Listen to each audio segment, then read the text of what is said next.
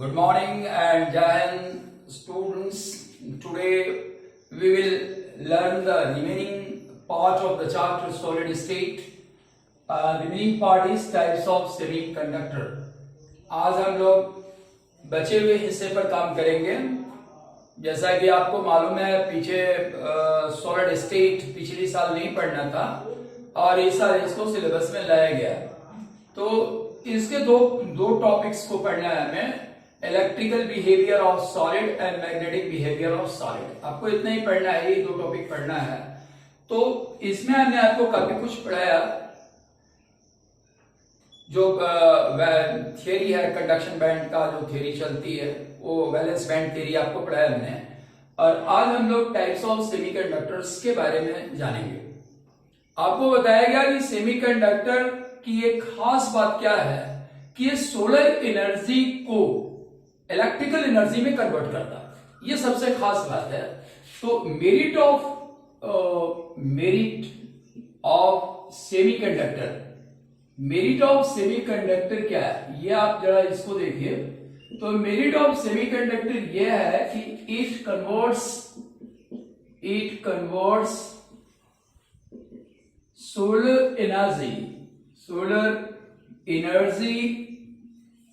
into electrical energy. ये सबसे खास बात है सेमीकंडक्टर का, जिसका ज्यादातर कमर्शियल यूटिलाइजेशन किया जा रहा है. अब नॉन रिन्यूएबल एनर्जी में हम लोग सोलर एनर्जी को ट्रैप करने की कोशिश कर रहे हैं, विंड एनर्जी को ट्रैप करने की कोशिश कर रहे हैं. इसी प्रकार से टाइडल एनर्जी ट्रैप की जा रही है. तो ये एक अच्छा तरीका है सोलर एनर्जी से इलेक्ट्रिकल एनर्जी को प्राप्त करने का. तो अब यहां हम लोग देख रहे हैं कि अब सेमीकंडक्टर जो करंट पैदा करता है वो करंट बहुत बड़ा करंट नहीं होता. तो हम लोग एक बात देखते हैं कि सेमीकंडक्टर प्रोड्यूसेस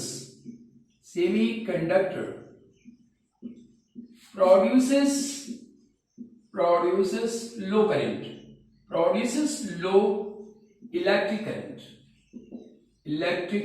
करंट. जैसा कि पीछे आपको बताया गया कि सेमीकंडक्टर लो इलेक्ट्रिक करंट पैदा करता है. तो हमने पैनल यूज किया और पैनल के रास्ते सारे करंट्स को जोड़ करके एक बड़ा करंट पैदा किया. तो इसमें जो रेक्टिफिकेशन की जरूरत थी, और रेक्टिफिकेशन का पॉइंट क्या था वो हम समझते हैं. रेक्टिफिकेशन ये करना था कि how to increase the strength of current, electric current को हम कैसे इंक्रीज करें सेमीकंडक्टर में. तो इस इंक्रीज करने के तरीके को जो निकाला गया शोध करने के बाद, रिसर्च करने के बाद, वो तरीका है डॉपिंग. तो आज हम लोग डॉपिंग के बारे में पढ़ेंगे और उससे जुड़ी हुई चीजों को समझेंगे. डॉपिंग क्या है इसे आप देखिए. डॉपिंग क्या है? Doping is the mixing of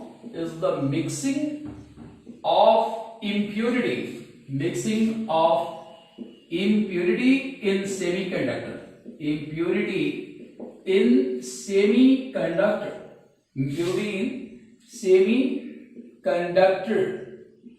Conductor to increase the strength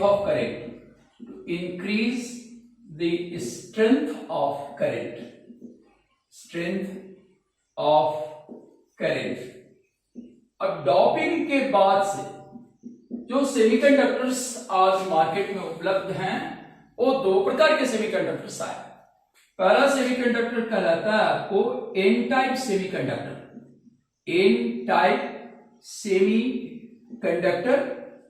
और दूसरा सेमीकंडक्टर जो मार्केट में पहुंचा या बना उसे हम लोग कहते हैं पी टाइप सेमीकंडक्टर. ये दो प्रकार के सेमीकंडक्टर्स डॉपिंग के बाद सामने आए और इसमें करंट की अमाउंट बढ़ती है. अब हम लोग इस एन टाइप सेमीकंडक्टर को पढ़ने की कोशिश करेंगे.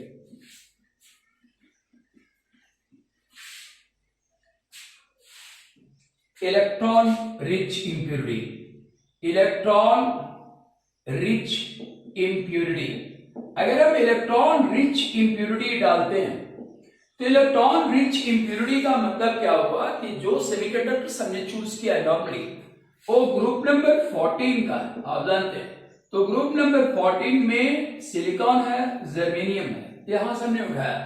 अगर वैलेंस इलेक्ट्रॉन्स को बढ़ाना हो तो हम क्या कर सकते हैं? वैलेंस इलेक्ट्रॉन को बढ़ाने के लिए हम ग्रुप नंबर 15 पर जाएंगे। तो ग्रुप नंबर 15 पर पहुंचते हैं, वैलेंस इलेक्ट्रॉन्स यहां बढ़ेगा। तो यहां जो एलिमेंट्स है आप जानते हैं, जिसमें फॉस्फोरस को टॉप कर दिया, आर्सेनिक को टॉप कर दिया, तो ये जो टॉपिंग होती है इसे इलेक्ट्रॉन रिच इम्प्यूरिटी कहते हैं। इम्प्यूरिटी इसलिए कि मेन सेमीकंडक्टर आपका 90% 95% वही होता है, सिलिकॉन ही 95% होगा। 5% में हम लोग क्या करते हैं, आर्सेनिक को इसमें डॉप करते हैं।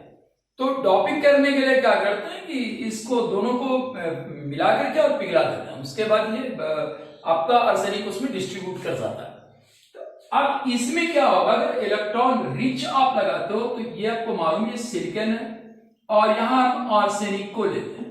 तो सिलिकॉन के पास कितना इलेक्ट्रॉन है? 4 इलेक्ट्रॉन्स है। आप जानते हैं ग्रुप नंबर 14 में वैलेंस इलेक्ट्रॉन्स कितना होंगे? n=5 होगा, यहाँ n=4 होगा, यहाँ n=5 होगा। 5 वैलेंस इलेक्ट्रॉन्स हैं इसके पास।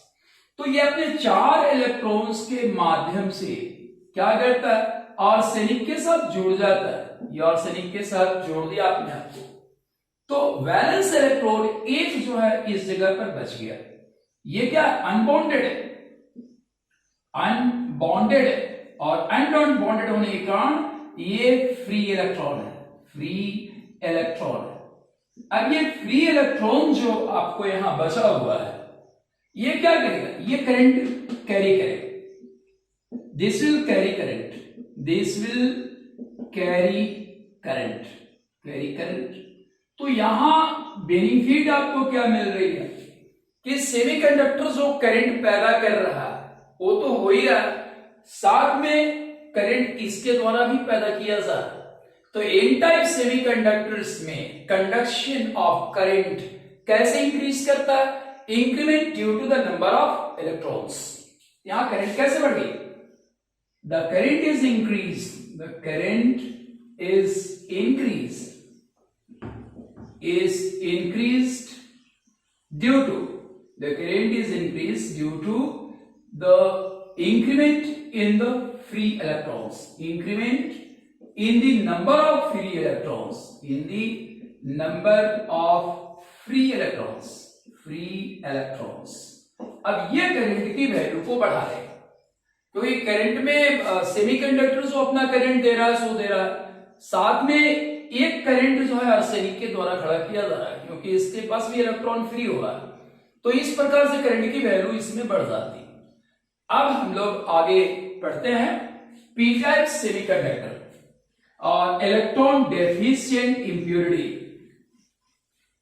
अब इलेक्ट्रॉन डेफिशिएंट इंप्योरिटी मिक्स करते हैं, electron deficient impurity, deficient impurity. अगर इसको हम लोग मिक्स करें तो क्या होगा? अब ये ग्रुप नंबर 14 में आपका सेमीकंडक्टर है, silicon and germanium group number 14 में है।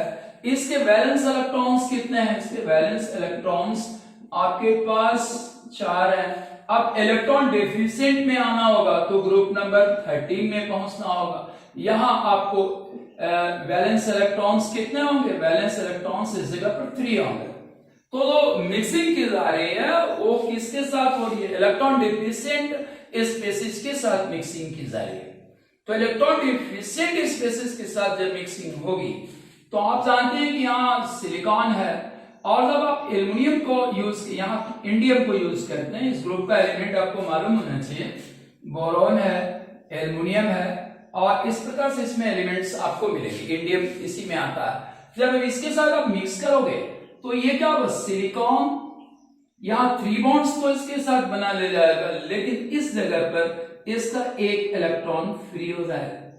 अब चूंकि ये सिलिकॉन का इलेक्ट्रॉन है, ये फ्री हो गया, तो ये जो है अपना स्थान बदल देगा, it will move out, it will move out, ये बाहर निकल जाएगा। और बाहर निकलने की वजह से इस जगह पर होल क्रिएट हो जाता है। श्योर, होल, ये होल आपका क्रिएट करेगा और इसी होल को हम लोग पी कहते हैं, पी। तो होल्स का निर्माण होता। अब ये खाली नहीं रह सकता, तो जब ये खाली नहीं रह सकता तो बगल के इलाके का जो इलेक्ट्रॉन है जम करके इसमें आ जाएगा और ये फिर होल बनेगा। तो इस प्रकार से जो करंट फ्लो करती है वो होल के कारण करंट फ्लो करती है। द करंट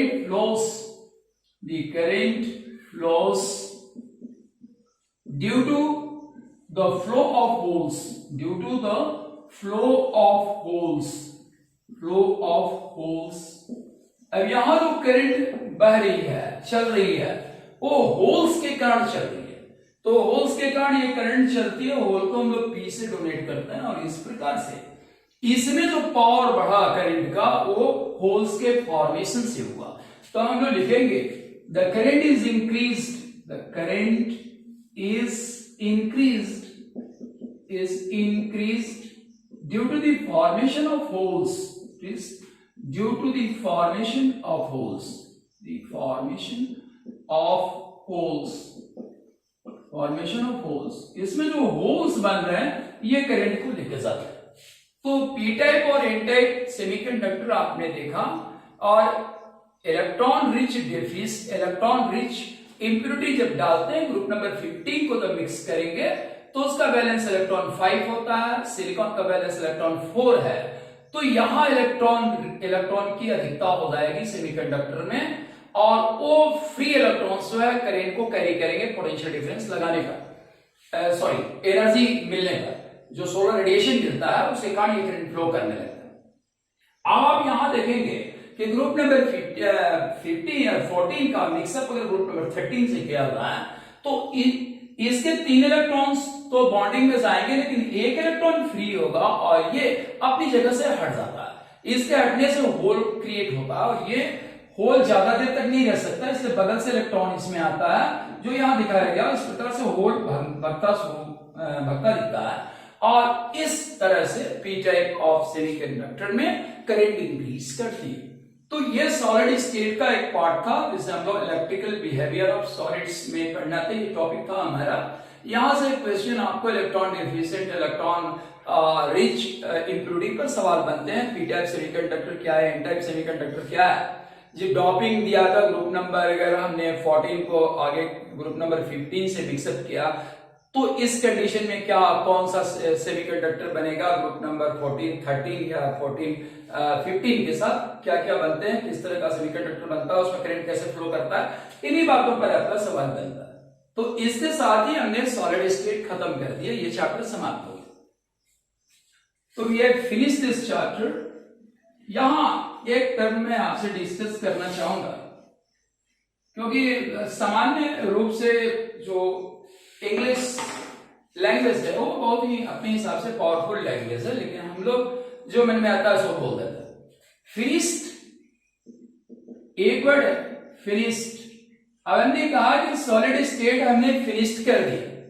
फिनिश्ड करने का मतलब क्या हो गया कि ये संपन्न हो गया, पूर्ण नहीं हुआ, ये संपन्न हुआ।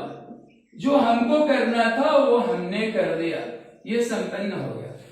लेकिन अगर हम कहें कंप्लीटेड तो कंप्लीटेड शब्द मैं यूज नहीं कर सकता हूं। I can't use the word completed. Completed हम तभी यूज करेंगे जबकि सॉलिड स्टेट की सारी बातें आप सीख लेते हैं। तो यहां याद रखिएगा completed when all things are learnt by the student, when all things are learned by the students, तो अगर आप इन बातों को सीख लेते हैं पूरा का पूरा जो पढ़ाया गया तो ये कंप्लीट होगा। तो स्कूलों में टीचर सामान्यतः सिलेबस फिनिश करता है, कंप्लीट नहीं करता। कंप्लीट करने के लिए टीचर को बहुत लेबर करना पड़ेगा। अब आपको समझाना पड़ेगा कि आप पढ़िए। ये वीडियोस बन के जा रहे हैं आपके पास, मैंने कल वीडियो भेजे हैं, लेकिन जो भी भेजा है उसमें व्यूअर्स बड़े कम मिल रहे हैं। इसका मतलब वीडियो आप ठीक से देख नहीं रहे हो। और ये बोर्ड का एग्जामिनेशन रिजल्ट भी आपने देख लिया है, तो थोड़ा सा आप जगिए और जगने के बाद से मेहनत कीजिए, काफी मेहनत कीजिए। बिना मेहनत के कुछ होने वाला नहीं। मैं आपके बीच में नहीं हूं कि आपको समझाता रहूं हर समय। मैं काफी दूर खड़ा हूं और यहां से मैं आपको समझाने की कोशिश कर रहा हूं। तो आप please see the video, subscribe it so that whatever videos are prepared they can go to you.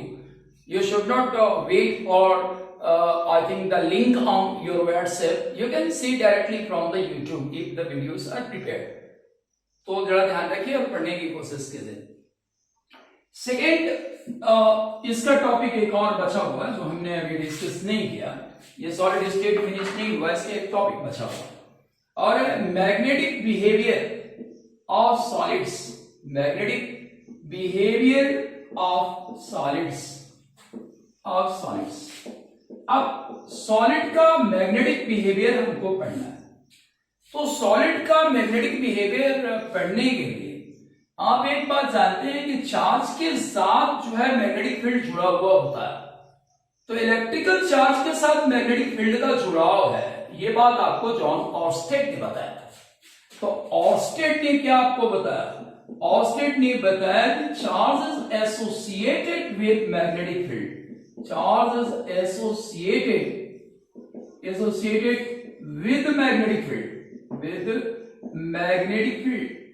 Charge के पास मैग्नेटिक फील्ड अपना होता है, लेकिन ये बात क्या हर समय सही है? चार्ज अगर स्थिर हो तो क्या उसका मैग्नेटिक फील्ड होगा? उसका कोई मैग्नेटिक फील्ड नहीं होगा. याद रखिएगा इस बात को. When charge moves,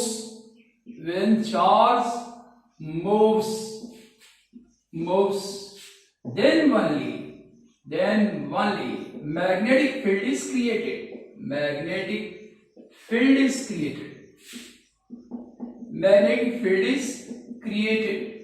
जब चार्ज चलेगा तब मैग्नेटिक फील्ड क्रिएट हो. अगर चार्ज स्थिर हो, जो आप इलेक्ट्रोस्टैटिक्स में पढ़ते हो, तो वहां कोई मैग्नेटिक फील्ड नहीं बनता.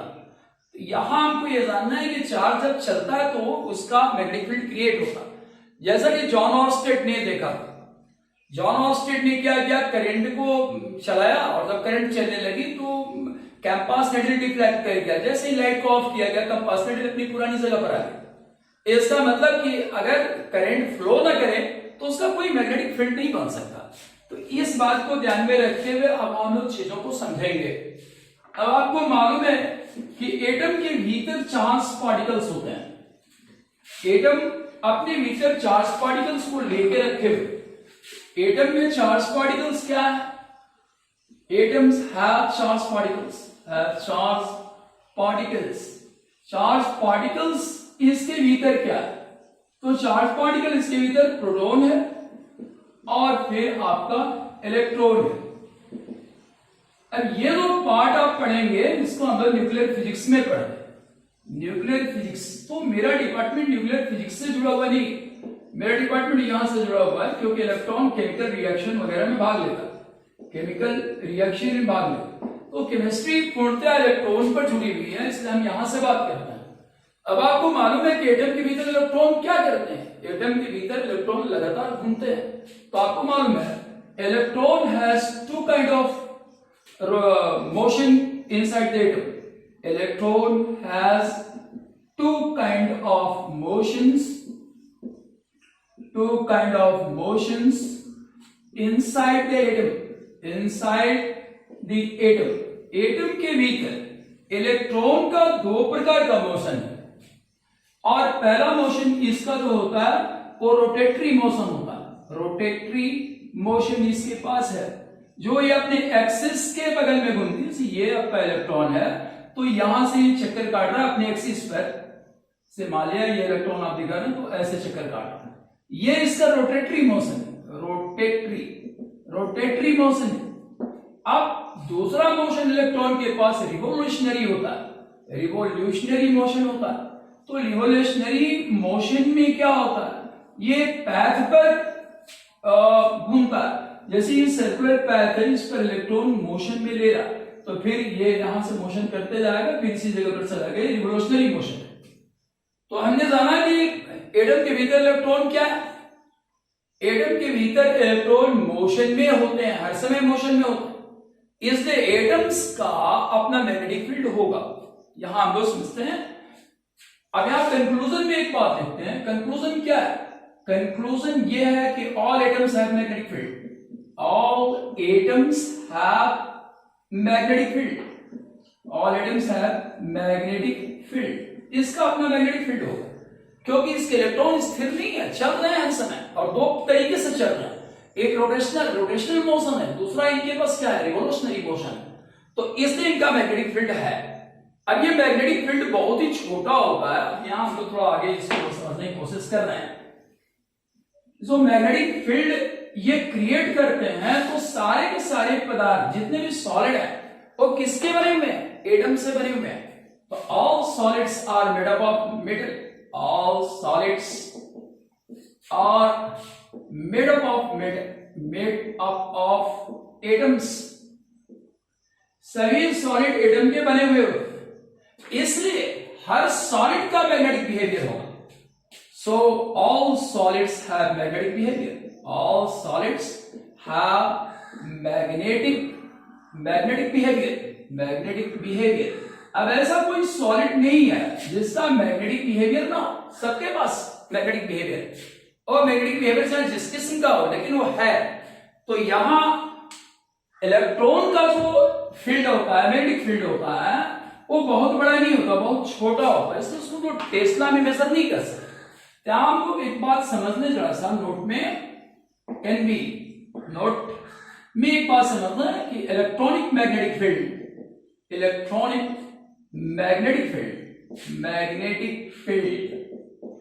field is very small. It's very small. It can't be measured in Tesla.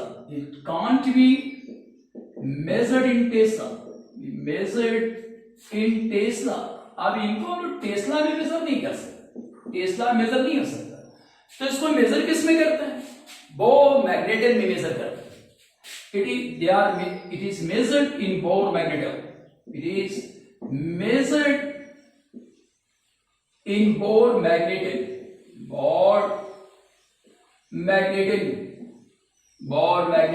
ये बोर मैग्नेटन में मेजर होते हैं। प्रिसाइज फॉर्म, शॉर्ट फॉर्म क्या है इसका? BM, ये लिखा है। तो ये बोर मैग्नेटन में मेजर होता है। आपने क्लास 11th में इस पर पढ़ा होगा कुछ बात, जैसे मैग्नेटिक फील्ड इलेक्ट्रॉन का निकालते हैं mu equal to root under n into n+2।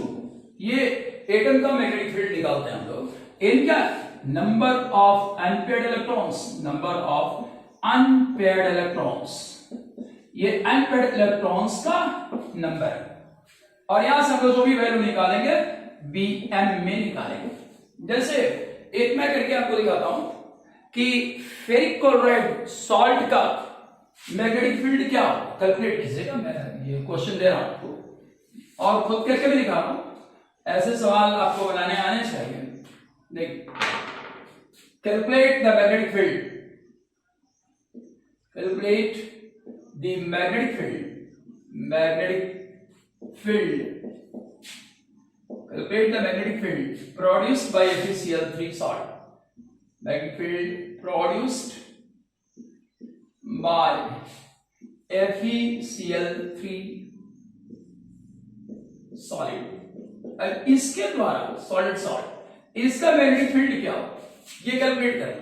तो आपको मालूम है इसमें आयन कौन सा लगा हुआ है? आयन Fe3+ लगा हुआ है। तो हम लोग इसको बनाने के लिए सीखते हैं। Fe3+ आयन इसमें है, इसमें Fe3+ आयन लगा हुआ है। अब इसका एटॉमिक नंबर कितना होगा? Z की वैल्यू होती है 26। अब आप इसके इलेक्ट्रॉनिक कॉन्फ़िगरेशन लिखेंगे तो इलेक्ट्रॉनिक कॉन्फ़िगरेशन इसका होगा first S2, second S2, second P6, 3s2, 3p6। ये हो गया।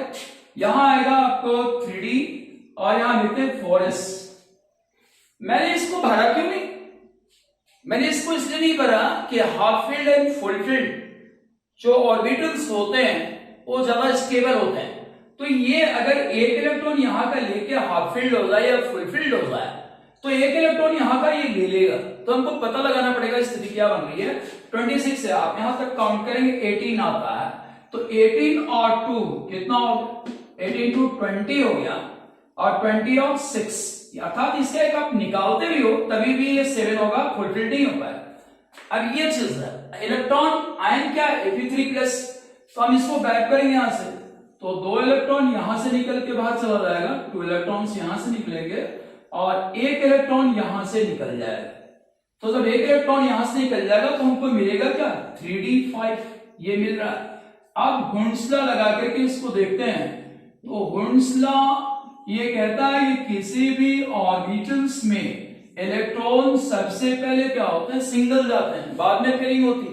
5 है, इसमें 5 ऑर्बिटल्स हैं, 1 2 3 4 5, ये 5 अनपेयर्ड इलेक्ट्रॉन्स हैं। तो हमने ये देखा कि FeCl3 सॉलिड में जो Fe है उसके पास 5 अनपेयर्ड इलेक्ट्रॉन्स हैं। अब इसका मैग्नेटिक फील्ड हम निकालेंगे, तो mu equal to root under n into n plus 2, इसमें निकालते हैं n कितना है आपका 5 है, तो 5 इंटू 7 रूट आ गया, ये आपका कितना होगा रूट अंडर 35, ये आ गया। अब आप इसका स्क्वायर रूट निकाल सकते हैं अगर आपके पास टाइम ना हो, इसको निकालने का एग्जाम में समय खत्म हो रहा हो तो क्या कहेंगे आप, इसका स्क्वायर देखिए, तो हम लोग देखते हैं कि ये 6 का स्क्वायर कितना होता है 36 होता है, और 5 का स्क्वायर कितना होता है 25 होता है। तो ये डेटा कंपेयर करते हैं तो ये 6 के लगभग आ रहा है, 36 ये 35 एक बढ़ जाए तो ये हो जाएगा। तो हम लोग इसका आंसर अंदाज पे लिखते हैं, वो क्या होगा, तो 5.98 bm। अगर आप ये लिखते हो तो ये गलत नहीं होगा, ये अपने आप से पूरा का पूरा सही है, ठीक है। तो अब हम लोग सॉलिड के मैग्नेटिक बिहेवियर को समझने की आगे कोशिश करते हैं, कितने प्रकार के मैग्नेटिक बिहेवियर सॉलिड शो करते हैं। तो पहला सॉलिड जो होता है वो होता है diamagnetic solid. Diamagnetic solid, diamagnetic solid में क्या होता, all electrons are paired, all electrons are paired, सारे इलेक्ट्रॉन्स इसके क्या होंगे पेयर्ड होंगे, और सारे इलेक्ट्रॉन्स जब पेयर्ड होंगे तो इसका मैग्नेटिक फील्ड क्या होगा कमजोर होगा, magnetic field will be weak, magnetic field इसका वीक होगा। कारण क्या है कि एक इलेक्ट्रॉन ऐसे घूम रहा है, एक उल्टा घूम रहा है, तो ये जो मैग्नेटिक मोमेंट क्रिएट करेगा, magnetic moment created is destroyed by another electron,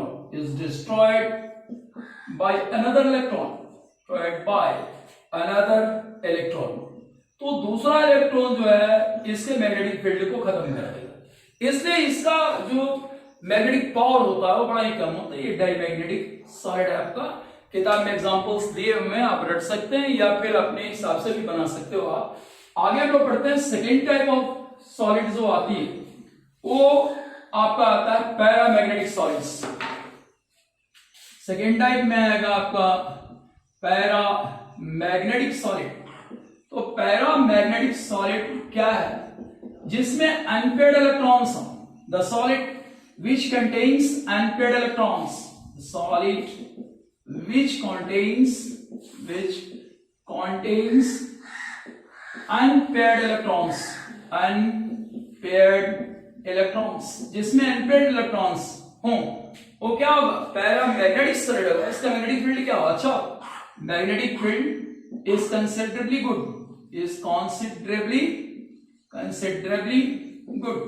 इसका मैग्नेटिक फील्ड कंसिडरेबली गुड होगा। क्यों, क्योंकि अनपेयर्ड इलेक्ट्रॉन्स है और उसका मैग्नेटिक मोमेंट कैंसिल नहीं हो रहा। ये दो प्रकार के सॉलिड हमने पढ़े। थर्ड टाइप ऑफ सॉलिड हम लोग पढ़ते हैं फेरोमैग्नेटिक सब्सटेंसेस। तो फेरोमैग्नेटिक सब्सटेंस हम लोग पढ़ने की कोशिश करेंगे। फेरोमैग्नेटिक सॉलिड, फेरोमैग्नेटिक सॉलिड में इसको देखें, बहुत सारे ऐसे सॉलिड्स होते हैं जिनके पास डोमेन्स होते हैं।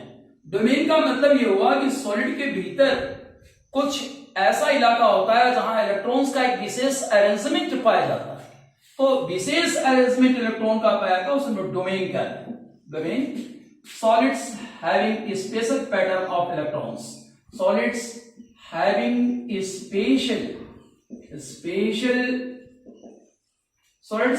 स्पेशल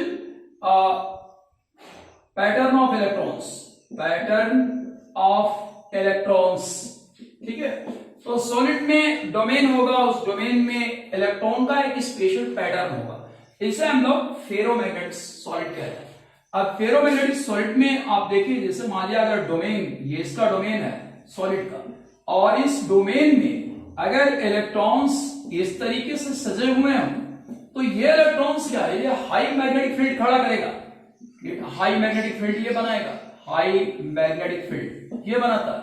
इसलिए फेरोमैग्नेटिक सब्सटेंसेस क्या होते हैं, मैग्नेटिक सब्सटेंसेस होते हैं, they are called magnetic substances, they are called, wait, they are called magnetic substances, called magnetic substances, magnetic substances। ये मैग्नेटिक सब्सटेंस होते हैं, मैग्नेटिक सब्सटेंसेस कहलाते हैं, ये फेरोमैग्नेटिक सब्सटेंसेस। और इसके बाद जो तीसरा चौथा टाइप आता है, वो आता है आपको एंटी फेरोमैग्नेटिक सब्सटेंसेस। तो एंटी फेरोमैग्नेटिक सब्सटेंस जो होते हैं, फेरोमैग्नेटिक सब्सटेंस होते हैं, इनका ferromagnetic solids, anti ferromagnetic solids का जो डोमेन होता है वो बड़ा मैग्नेटिक फील्ड नहीं बनाता। क्यों? क्योंकि इसके डोमेन का में इलेक्ट्रॉन का पैटर्न इस तरीके से होता है, एक अप एक नीचे, एक up one down, one up one down. तो ये क्या करेगा, वीक इलेक्ट्रॉनिक मैग्नेटिक फील्ड बनाएगा, वीक फील्ड, वीक फील्ड बनाता है। कैसा? Magnetic field, weak magnetic field बनाता है। इसके बाद हम लोग पढ़ते हैं फेरी मैग्नेटिक सब्सटेंसेस, जो हमारा आखिरी, तो आखिरी टॉपिक है। इसके बाद ये चैप्टर समाप्त हो जाएगा। फेरी मैग्नेटिक सब्सटेंसेस, फेरी मैग्नेटिक सब्सटेंस में, फेरी मैग्नेटिक सॉलिड में क्या होगा, इसका डोमेन जो होगा, इसमें 2 अप होगा और 1 डाउन होगा, 2 अप 1 डाउन होगा, 2 अप 1 डाउन होगा। ये इसका इलेक्ट्रॉनिक पैटर्न्स होता है, और एग्जाम में इलेक्ट्रॉनिक पैटर्न्स ही पूछे जाते हैं। Thank you for watching the video, thank you.